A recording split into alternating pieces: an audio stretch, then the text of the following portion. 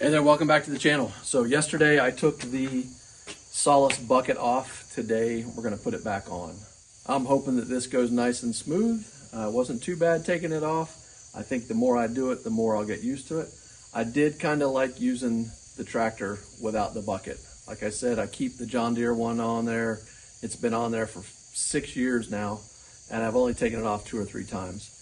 So this is the second time I've taken the bucket off of the SOLIS. I took it off to see what it was like to mow with the grooming mower, and it was a lot better maneuverability. As I said in the last message, I like to leave the bucket in the loader on, maybe take the bucket off but leave the loader on just for that counterweight, because I have so many hills that I'm mowing on.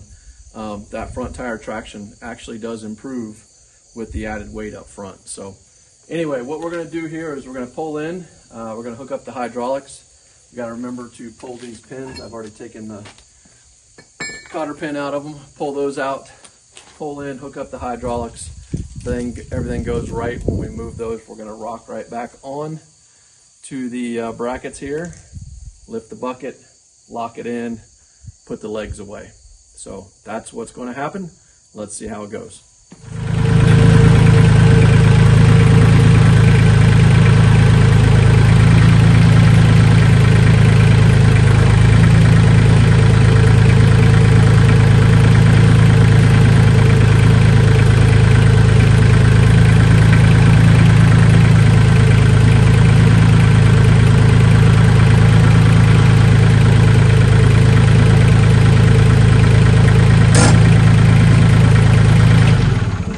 Alright, so it says to line up these post caps, I believe. We got to release the pressure off of all of the hydraulics.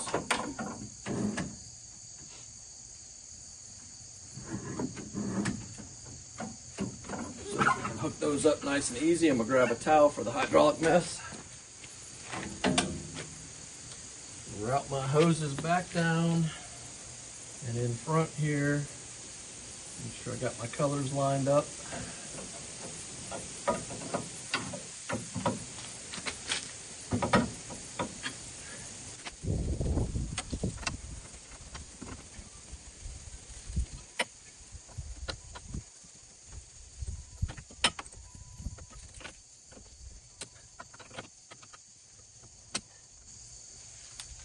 All right, so looks like there might be some advantage to me getting some zip ties back on there like they were, just to keep them up out of the way.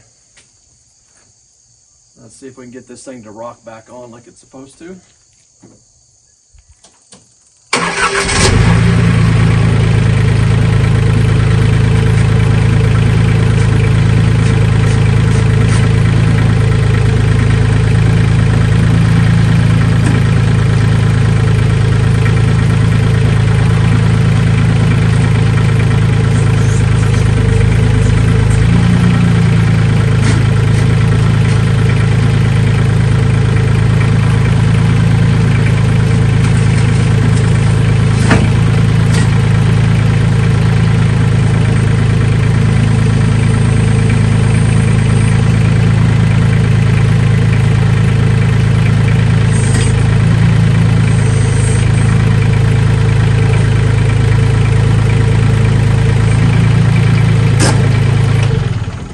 That went pretty smooth.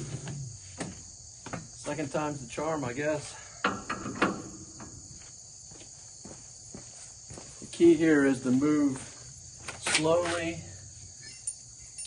and somewhat methodical. Don't get into a rush. If things aren't lining up, realign. This is not going to work if things are not lined up. Take the legs off again.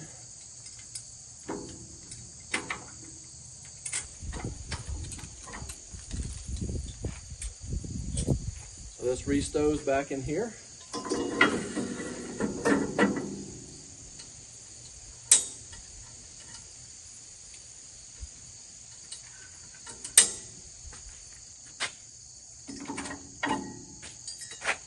Restow.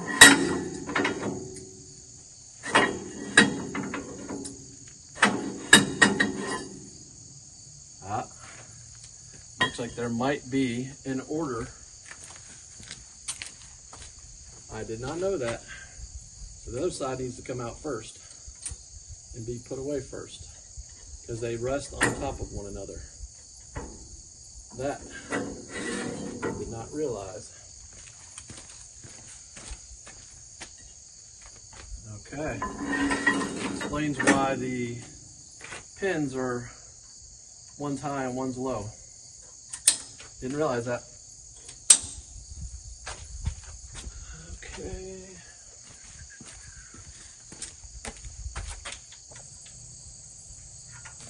All right, so that wasn't so bad. Under 10 minutes easily.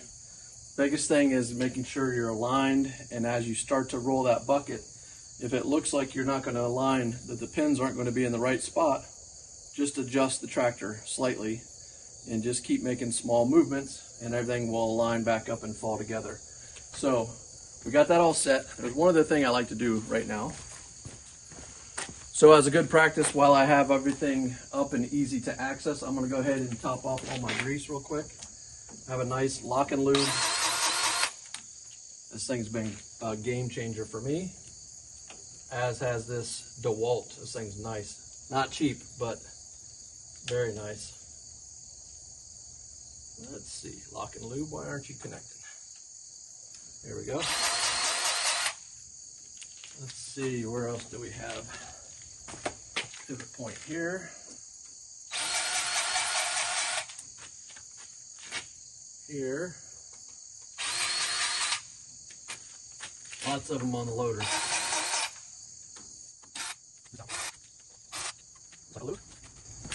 There are ones on the SSQA pins, so I have to hit those once it's down.